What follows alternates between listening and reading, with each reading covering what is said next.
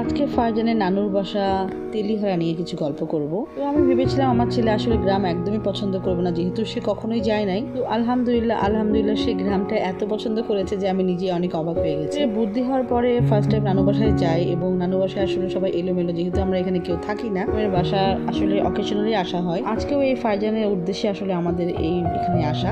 এটা ছিল ফারজানের নানুর, যে আমি আমার নাতিকে আসলে গ্রামে নিয়ে যাব এবং ওকে গ্রাম দেখাবো। তার এই আধো মুখে জানতে চাওয়াটা, মা এটা কি ওটা কি, এটা আসলে আমাকে অনেক হ্যাপি করছে। ফারজানের দৌড়াদৌড়ি দেখে সবচেয়ে বেশি আমার মনে পড়ছে আমার ছোটবেলার কথা। আমি আসলে এইভাবেই দৌড়াদৌড়ি করতাম। ফারজানের হ্যাপিটা দেখে আসলে আমাকেও নিজেকেও ছোটবেলায় ফিরে যেতে ইচ্ছা হচ্ছে। আমার সাথে আসলে অনেক স্মৃতি এখানে আমার, আর ভাই বোনদের সাথে স্মৃতি তো শেষই হচ্ছে না।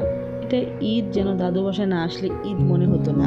ফারজান তার নানু বাসাতে এসে খুব হ্যাপি। সে একটা সাইকেল পেয়েছে এবং সে সাইকেল নিয়ে সে অনেক খেলা করছে। আমাদের এখানে নিজস্ব কবরস্থান আছে, নিজস্ব ঈদগাহ মাঠ আছে, নিজস্ব মসজিদ আছে, এবং এগুলো আমরা সব চাচাদের বাসা, আমাদের বাসা। আমরা এখানে কেউই থাকি না, সবাই অকেশনালি আসি। ও ফারজান নানা ভাইয়ের সাথে আসলে মসজিদে যাচ্ছে, তো নানা ভাই বলছে আসো মসজিদে যাই।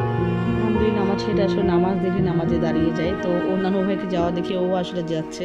আমার বাবা মা সবসময় এখানে আসা হয়, কারণ মাঝে মাঝে তারা বগুড়াতে যেহেতু থাকে, তো ফ্রাইডেতে তারা অবশ্যই এখানে আসে এবং নামাজ কালাম পড়ে তারা পরে আবার চলে যায়। আম গাছ, কাঁঠাল গাছ সব মিলে আসলে এখানে অনেক ধরনের গাছ আছে, এবং পিছনে আমাদের একটা পুকুরও আছে। গ্রামের বাসায় আসলে মানুষজন থাকলেই বেশি ভালো লাগে আমার কাছে মনে হয়। তো সবাই যখন আসলে অকেশনালি আমরা আসি, তো সবচেয়ে বেস্ট সময় আসলে আমরা এখানে স্পেন্ড করি। ভালো লাগার এবং ভালোবাসার অনুভূতিগুলো আপনাদের সাথে শেয়ার করতে পেরে আমি প্রথমেই বলে যাচ্ছি যে খুবই ভালো লাগছে।